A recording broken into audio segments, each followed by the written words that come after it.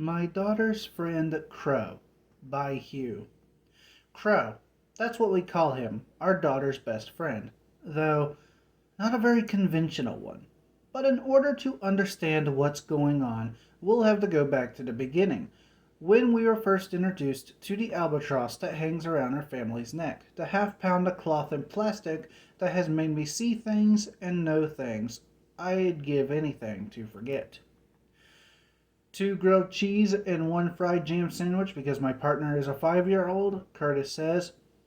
I'd say he has a military look about him, but it'd be redundant. He's been in the service for about 10 years now, currently on extended leave after taking a bit of shrapnel to the eye. While I hate to see him in pain, it's been nice having him around. We met at a boxing gym, and try as I might, I never did manage to improve his ring skills. Kurt doesn't have a knack for making combat a game, probably for the best, considering his career. You can call me Dan, a very part-time MMA coach, nearly full-time bouncer. Don't think Roadhouse, I'm good at both my gigs, but you wouldn't guess by looking at me. And between the love of my life and myself sitting on our couch eating her grilled cheese is our daughter Nada. She's 11 and already on track to a more rewarding career than yours truly. Generic thing for a parent to say, but the kid is smart as hell. And what would that make you? I say with a smirk. A nonce, Nada says in a matter-of-fact tone. I almost choked on my food. And where did you learn that word? I ask. Rick Mayall shows, Nada replies. I subtly glare at Kurt. And who's been letting you watch Rick Mayall shows? I prod. It was just the young ones. It wasn't Game of Thrones, Dan, Kurt says, embarrassed. I know, and Nada knows not to use Rick Mayall words in public, right? I reply. Nada, being 11 going on 40, rolls her eyes. Yes, Dad. Kurt looks pleadingly at me. Yes, you can watch while we eat, I say. But before Kurt can put on another of seemingly infinite number of Rick Mayall sitcoms, there is a knock at the door. I get up. I eat a lot quicker than either Nada or Kurt, and I am curious as to who is coming by at 2 in the afternoon on a Saturday. As you can guess, in my line of work requires me to be able to get a good reading on someone quickly. The man at my doorstep not sweating a drop in the stifling Texas heat instantly set me on edge. His suit is expensive. His suit is expensive, his shoes even more so. The guy is in his 50s and has the skin of the color of watered down milk. His eyes are deeply pitted, but he wears a salesman grin. I can see a car outside. No, not a car. It's either a large sedan or a small limo. Hello, Denford Lightheart, father of Nada Lightheart. The man's tone is halfway between huckster and CEO. One of? And who are you? My voice is level as I block the doorway. Stuart Goodall, founder of Goodall Toys. The man reaches into his coat as he talks. I tense up. Before I see a roll of cash he produces, he peels off $300 bills. And this is for your time, so far. If you would give me a few more minutes, I can promise you much more. I'm honestly speechless. The money is real, another specific skill for the job. But damn, what is this situation? Dan, everything okay out there? Kurt says from the living room. Probably, I yelled back.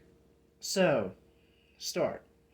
Just so we're clear, things get much weirder, and I'm launching you out of my house face first. You're well within your rights, young man, Stuart says, walking inside. I notice a small black box in his hand. Kurt raises his eyebrows towards me as I wave the cash and shrug. Stuart sits down in an armchair near the television. The small box is now sitting on his lap. I have a very special offer for you all. At Goodall Toys, we have a very unique control process. One that only can be done by very special boys and girls. And your lovely daughter just so happens to be One of these lucky children, Stuart says. The man takes the cover off of the box, and inside is something that I could have expected given the information I had on the man. It is a little larger than a softball, a well made stylized plush doll of a stubby looking crow, shining black eyes and rounded club feet. Instantly, I see Nada's eyes light up. I love him, she says, a little surprising. Nada has never been too fond of stuffed animals. I had no doubt you would, young lady. We want you to take care of Mr. Croston. Can you do that? Can't you, Nada? I don't like the way Stuart directs his offer towards my child. Stu, I'm really digging the Willy Wonka thing you got going on here. Magical as it all is, get out. But can we get down to the brass tracks here? Sounds like we are doing product testing for this thing. What is the compensation? I try to keep things friendly and fail, and Nada looks confused. Straight to business. Can't say I haven't gotten to where we are today without that. Fair enough, Daniel. In exchange for your family following certain minor stipulations in regards to Mr. Croston, we will provide you with compensation in tone of $10,000 per month. Once yearly, we will conduct an interview regarding to how your family has adjusted to this new product. It's easy money, Daniel. Stuart expects a yes, I can tell. I can't say that I saw what was coming, but at that moment I knew something was off, and I wasn't about to let $300 let me take the chance with my family. Nope, something is wrong here. Sorry, Stu, but you can keep the 300 and take that limo on down the road. I stand up, offering him the money and gently motioning to the door. A cloud passes over the old man's face. Nada, go upstairs, please, Kurt says gently. She listens.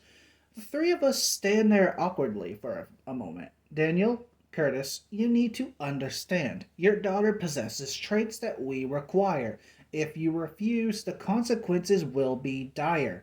And one adult to another, if you agree to my offer eventually. Stuart doesn't move, but I do. Stuart tries to stop me. A sensible thing to do in this situation, but valid or not, this thin old prick isn't going to threaten my family in my own house. I make good on my threat, though. Not wanting to catch a manslaughter charge, I throw the old man out on his ass as to oppose to his face. It's 8 p.m. and Nada is still confused as hell, and my dinner is sitting like a hot rock. I keep peering out the window. I don't know what I'm expecting at this point, but the entire strange encounter has put me on edge. Sit down, Dan, Kurt pleads.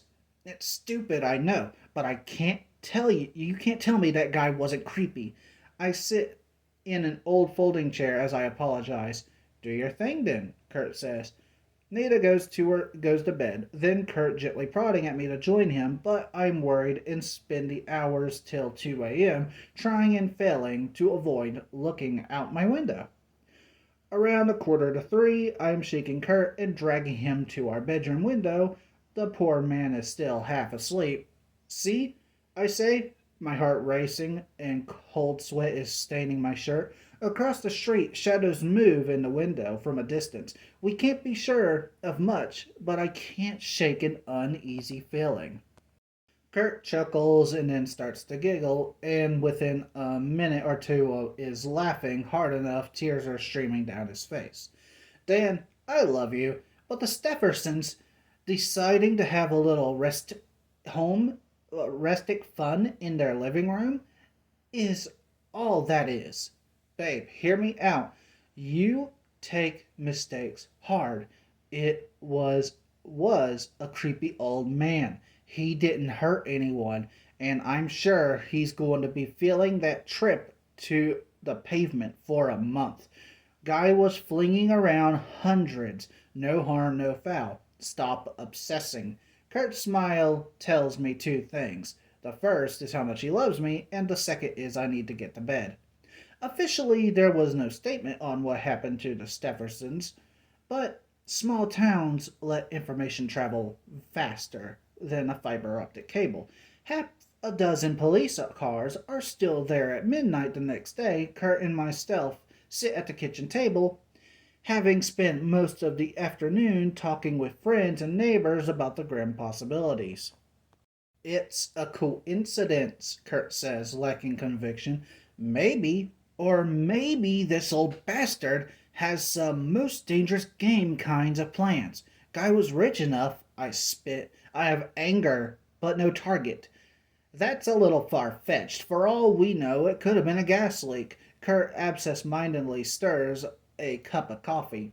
We both jump when our phones ring in unison. The number is blocked. Hello? I say for once in my life, hoping that it was a scam from halfway across the world. I expected it would be you who picked up. How goes today, Danforth? The old man says, the smug threat in his tone steals the color from my face. Great, Mr. Goodall, I say, trying to let Kurt know who's calling.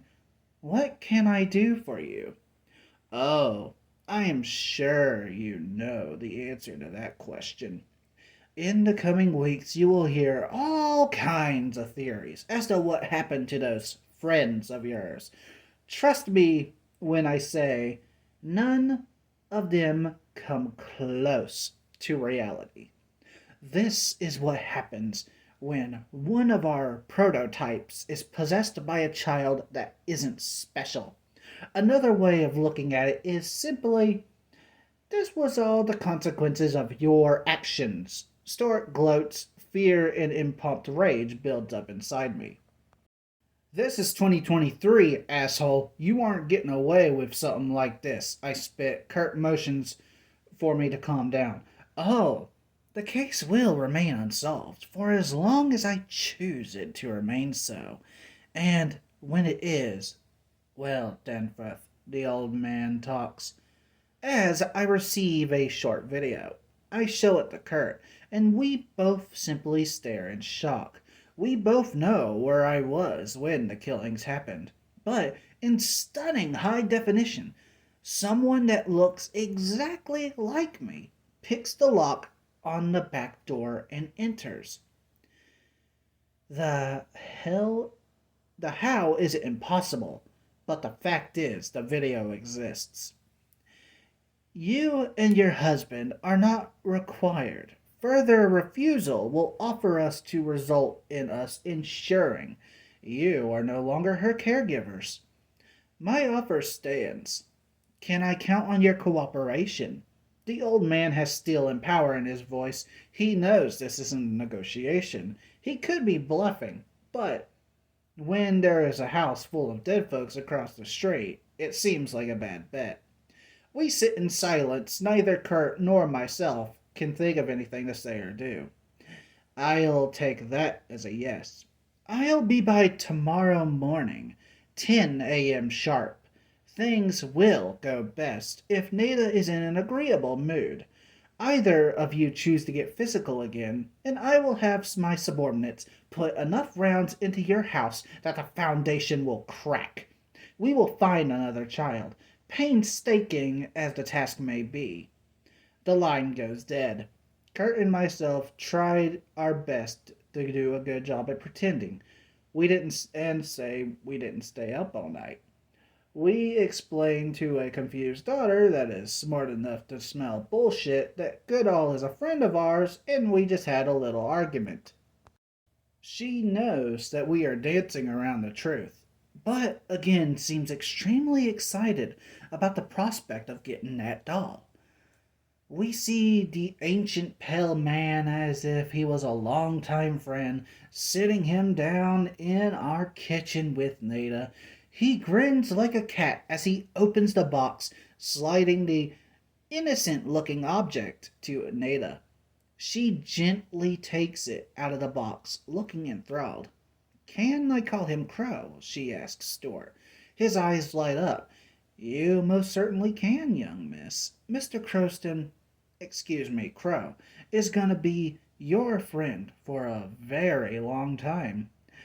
What does he do? Nada asks, flipping the doll around.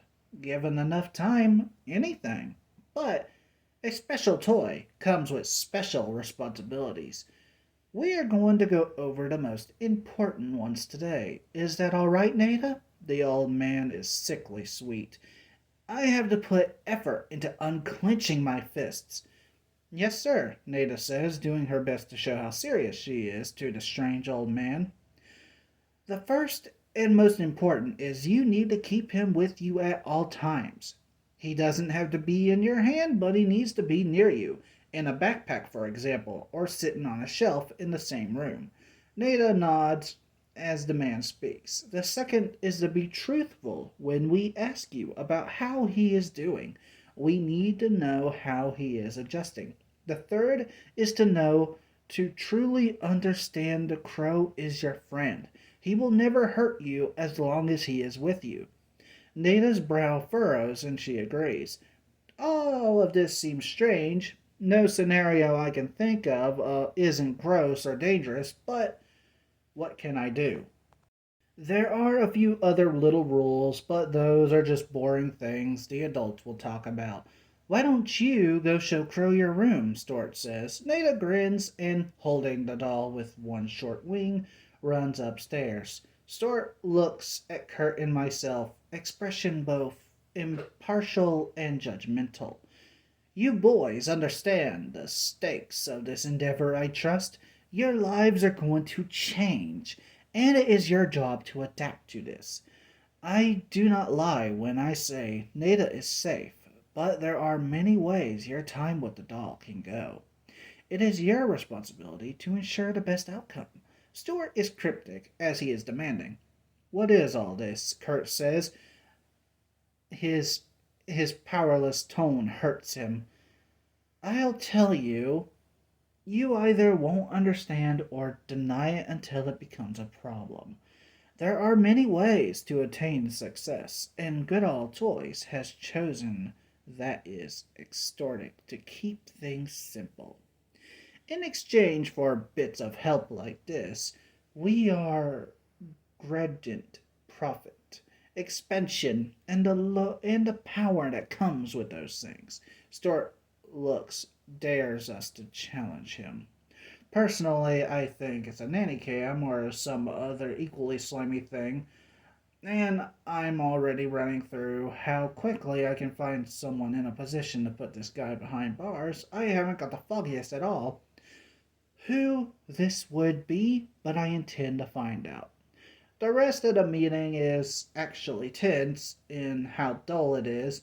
Direct deposit information, piles of contracts, no blood signature required, and no pin appearing in a puff of smoke. Kurt and I are left confused and worried with a child that is the exact opposite. Hello, everyone. This is the Sleeping Wendigo, and this is part one of Hugh's My Daughter's Friend Crow. The next part will be out soon. I wanted to thank Hugh for allowing me to narrate this story. I really do appreciate it. And as always, I will see you all next time.